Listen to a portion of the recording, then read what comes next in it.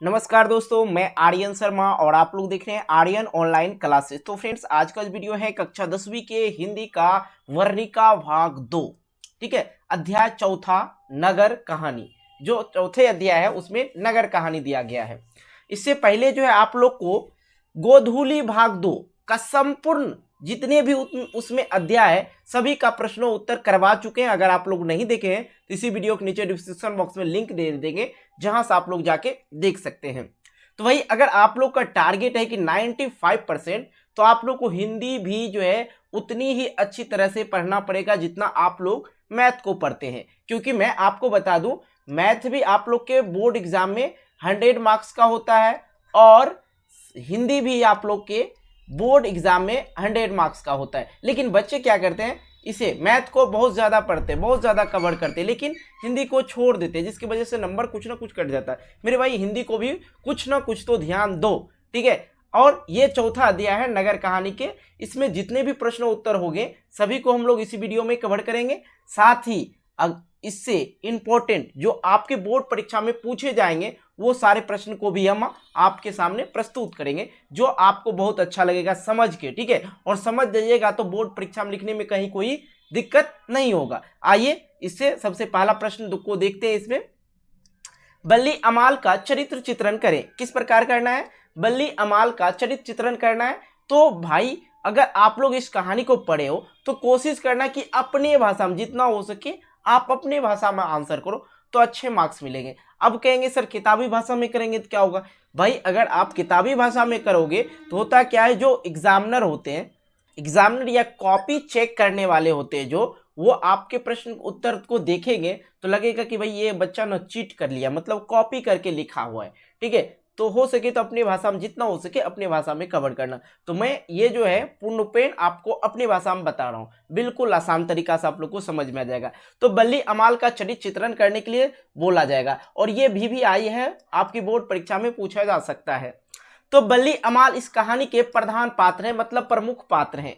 वह पूर्ण रूपेण क्या था? अशिक्षित और वातावरण से अपरिचित भी थे। अब वातावरण से अपरिचित का मतलब यह था कि बल्ली अमाल जो थे, एक बार वह शहर गए थे, और शहर में क्या होते हैं, अशिक्षित आदमी को बहुत ही ज्यादा प्रॉब्लम होती है, और वहां के वातावरण से भी अपरिचित थे।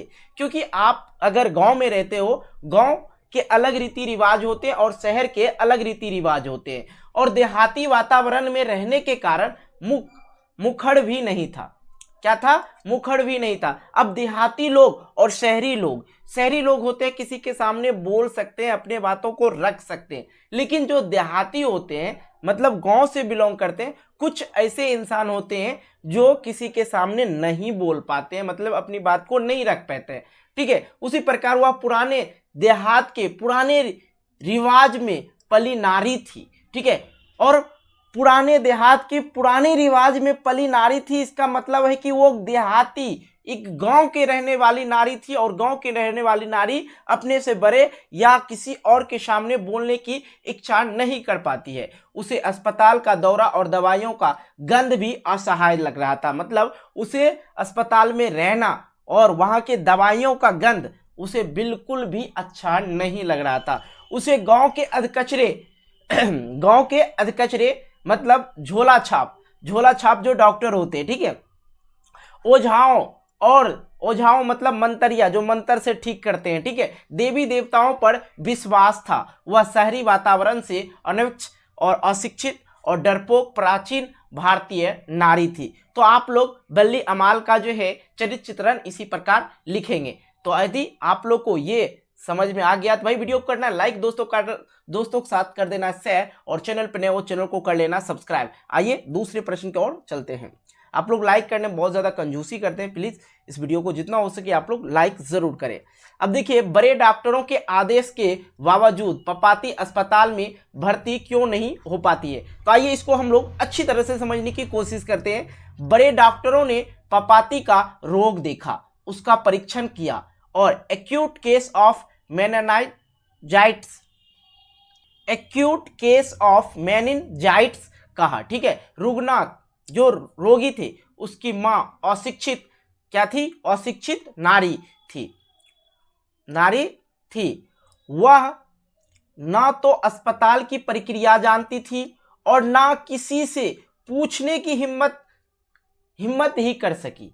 वो अस्पताल में कैसे क्या होता है, कहाँ पे पर्ची कटेगा, कहाँ पे पैसा पे करना है, कहाँ से दवाई लेना है, कहाँ पे डॉक्टर बैठते हैं, उनको ये सारा चीज जानकारी ही नहीं था और ना वो किसी से पूछ सकती थी क्योंकि वो गांव की थी। अस्पताल में घूसखोरी और फरेबी का वातावरण व्यापक थी। बल्ली अमाल का दिन भर का समय था इधर उधर दौड़ने में बीत गया और हार कर वह गांव लौट गई। यही कारण है कि बड़े डॉक्टरों के आदेश के बावजूद पपाती अस्पताल में भर्ती ना हो सकी। अच्छी तरह से समझ गए होंगे। आइए तीसरे नंबर प्रश्न को करते हैं। पपाती कौन थी और वह शहर क्यों लाई गई थी? ठीक है, तो पपाती बल्ली अमाल की पुत्री थी। वह गांव की प्राइमरी हेल्थ सेंटर के डॉक्टर के कथानुसार मदौरे शहर के बड़े अस्पताल में चिकित्सा के लिए आई थी। ठीक है, अगला प्रश्न हमारे पास है चौथा नंबर, मदुरै का इतिहास क्या है? तो मदुरै पांड्य लोगों को, जो पंडित होना चाहिए यहाँ पे, पंडित लोगों को दूसरी राजधानी थी। पांड्य लोगों की दूसरी राजधानी थी, मतलब इतिहास की बात हो रही। मदुरै पांड्य लोगों की दूसरी राजधानी थी और प्राचीन मानचित्रों में उसे मथुरा लिखा गया है। अंग्रेजी में उसे मथुरा कहकर पुकारा। यूनानी लोग उसे मदोरा कहते थे। वही आज तमिलनाडु के मदुरै नगर हैं। ठीक है, इसका इतिहास समझ में आ गया आप लोग को। आइए हम लोग पांचवें प्रश्न को समझ। अब देखिए पांचवें प्रश्न को, तो पांचवें प्रश्न में है, बड़े डॉक्टरों ने अस्पताल के बाबू को क्यों डांटा?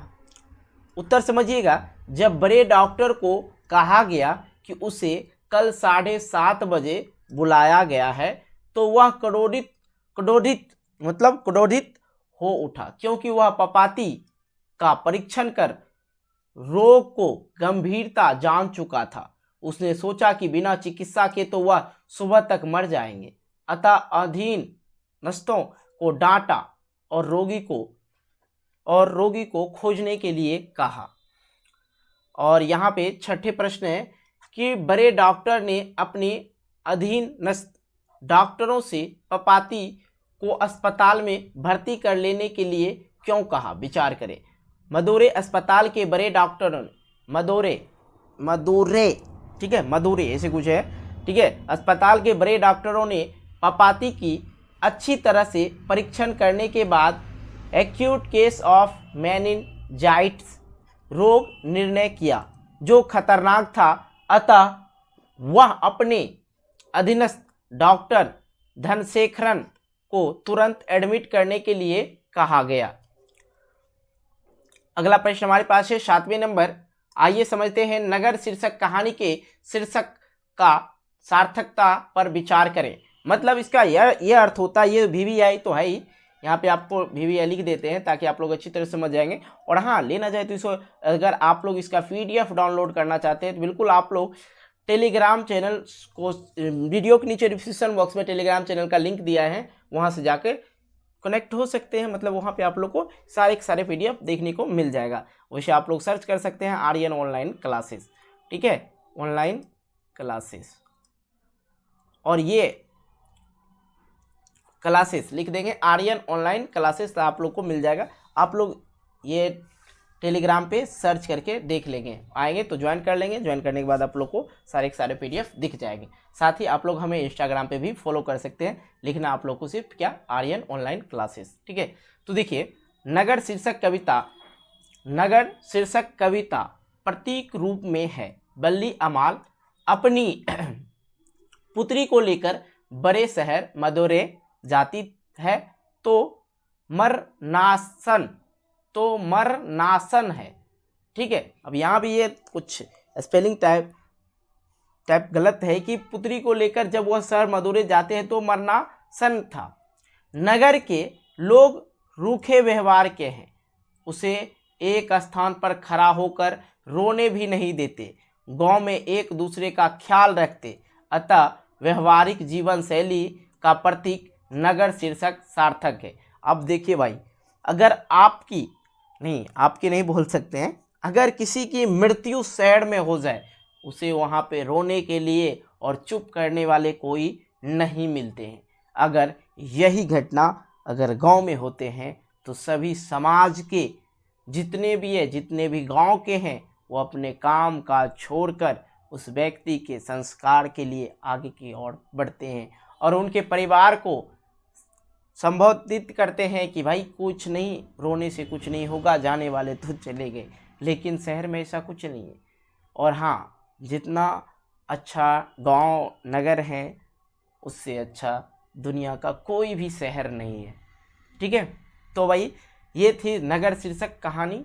और नगर शीर्षक कहानी में जितने भी नगर कहानी बोलिए, नगर शीर्षक कहानी तो अलग है, नगर कहानी में जितने भी प्रश्न थे वो हमने करवा दिया और साथ ही आपको हमने बता दिया महत्वपूर्ण प्रश्न। तो आप लोग को क्या करना है, वीडियो को एक लाइक करना है, दोस्तों के साथ शेयर भी कर देना है और चैनल पे नई हो तो चैनल को सब्सक्राइब करके नोटिफिकेशन बेल को प्रेस करके ऑल कर देना है। ये काम तो आप लोग कर ही लेंगे। ठीक है, इतना काम। तो मिलते हैं एक नई वीडियो को लेके, तब तक के लिए बाय बाय, जय हिंद, जय Bharat, take care, good bye.